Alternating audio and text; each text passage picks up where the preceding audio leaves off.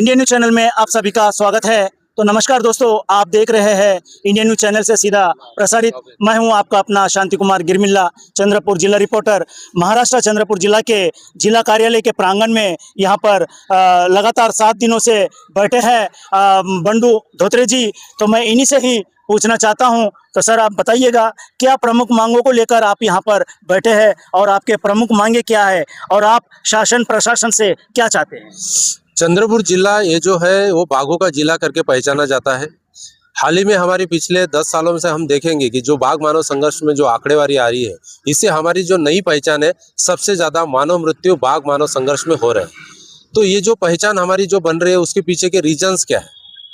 वो रीजंस है कि शासन जिन सुझावों के ऊपर काम करना चाहिए, जो इस लैंडस्केप की जरूरत है, उसके ऊपर काम नहीं कर रहे।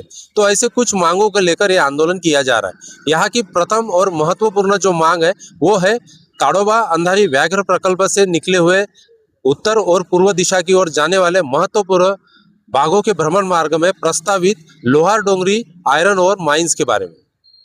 ये माइन जहाँ प्रस्तावित है, उस माइन से होने वाले परिणाम के बारे में एक त्रिसदस्यीय समिति शासन ने बनाई थी। उसी समिति के अहवाल में ये बताया जा चुका है कि आने वाले समय में ये माइन होती है तो नेचर की अपरिमित हानि होगी, कॉरिडोर का नुकसान होगा, जिसके चलते इस एरिया में संघर्ष में बढ़ोतरी होगी।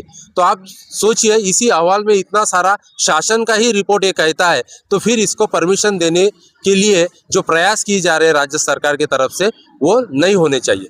दूसरी चीज यहाँ पे बताया जाता है सॉल्यूशन के तौर पर, ये खान की जगह हम उससे 1000 गुना सेंचुरी बना देंगे और सेंचुरी बनाएंगे, फिर भी बीच में माइंस के लिए परमिशन देंगे, जो कि ये संकट की ओर फिर से अंकित करता है।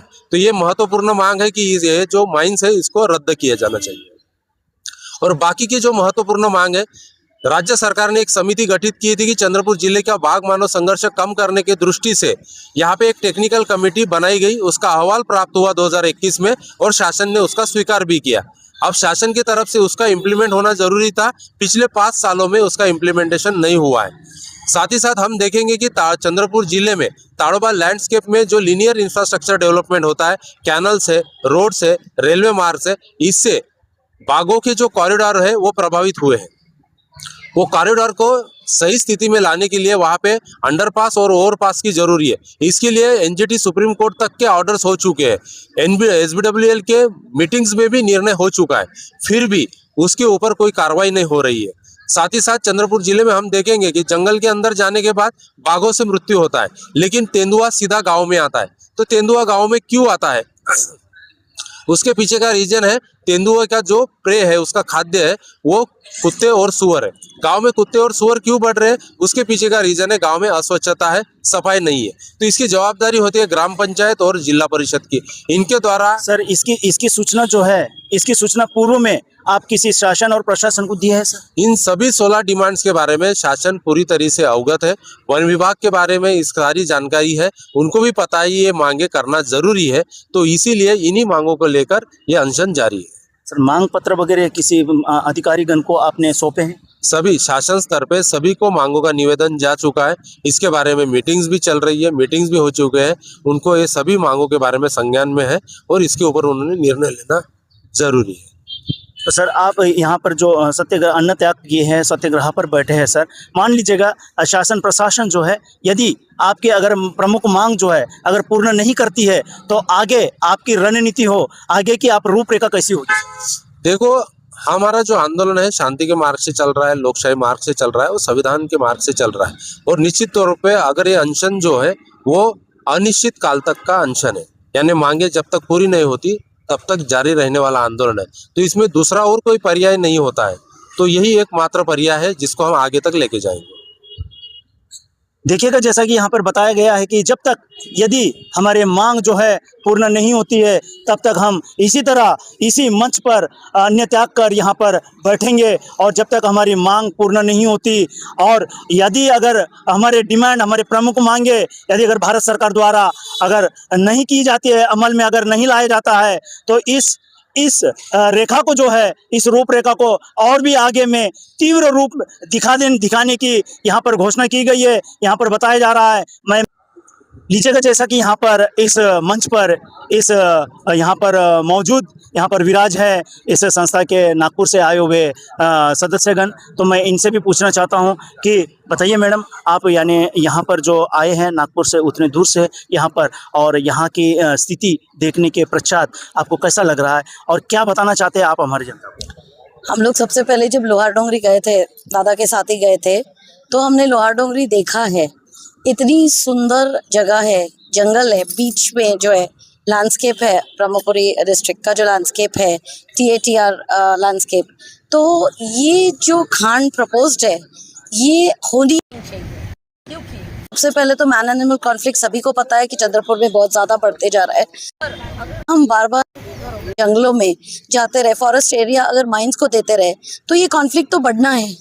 उल्टा मुझे लगता है जिस इसकी बात करती है सरकार सस्टेनेबल डेवलपमेंट की, अगर सस्टेनेबल डेवलपमेंट की बात करें तो खनिज को सबसे पहले रद्द करना चाहिए। और यहाँ पे एरिया में अगर आप देखें तो मुझे लगता है इको टूरिज्म या विलेजेस का जो रिहैबिलिटेशन है वो इस तरीके से करना चाहिए कि पुनः जिंदगी मतलब पूरी जिंदगी उनको एक रोजगार उपलब्ध करके दे सकते हैं। क्योंकि ये रिपोर्ट जो हमने पढ़ी है इसमें कुछ हद तक रोजगार जो 50 रोजगार जो दिए सर, ये परमानेंट नहीं है। एक तो ये स्किल उनकी नहीं है उसमें। तो आप ये जो रोजगार के लिए जो बताते हैं और गलत रिपोर्ट जो बनाते हो कि वाइल्ड लाइफ प्रेजेंस नहीं है, ये नहीं है, क्लियरेंसेस की जरूरत नहीं, ये सब गलत है, ये पूरा मिसलीडिंग है। तो इतना सुंदर फॉरेस्ट मेरे ख्याल से तो बिल्कुल कभी भी हमने हाथ नहीं लगाना चाहिए। एक और दादा के साथ तो संघर्ष पे हम सब एक साथ है। हम नागपुर से आए हैं, सॉलिडारिटी में पूरा नागपुर का जितना पर्यावरण का ग्रुप है वो सब इनके साथ खड़े हैं, हम सब एक ही। लेकिन मेरी मुख्यमंत्री से गुजारिश है कि ये खान रद्द की जाए और तुरंत इनका आंदोलन खत्म करने के लिए या इनका उपोषण खत्म के लिए माननीय मुख्यमंत्री ने खुद 14 तारीख को वो आ ही रहे नागपुर, तो मेरी गुजारिश है उन्होंने खुद यहाँ आना चाहिए और सपोर्ट में यहाँ पे इनके साथ इनका उपोषण खत्म करना चाहिए। आपकी अपेक्षा है कि मुख्यमंत्री साहब जो है जो 14 तारीख को यहाँ पर आने वाले हैं और इस 14 तारीख को ही यहाँ पर भी आकर इनको समझाना चाहिए और इनके जितने भी जो मांगे हैं, इनकी जो मांग है वो पूर्ण करना चाहिए। आपका ये सोच? इनको समझाना नहीं चाहिए, खुद समझना चाहिए, वो ज़रूरी है। लेकिन उन्होंने खुद आना चाहिए क्योंकि उनको वास्तव स्थिति पता नहीं है। मैन एनिमल कॉन्फ्लिक्ट उनको पता है। देखिए चंद्रपुर सूर्यागढ़ की हालत सभी को पता है, क्या हुआ है वहाँ पे सभी जानते हैं, सभी ने देखा है। वहाँ पे ये लोहार डोंगरी में नहीं होना चाहिए और एक खान नहीं होनी चाहिए, क्योंकि एक खान की बात नहीं है। प्रस्तावित 10, 12, 15 जो है ये पूरे फॉरेस्ट एरिया की बात कर रहे हैं हम।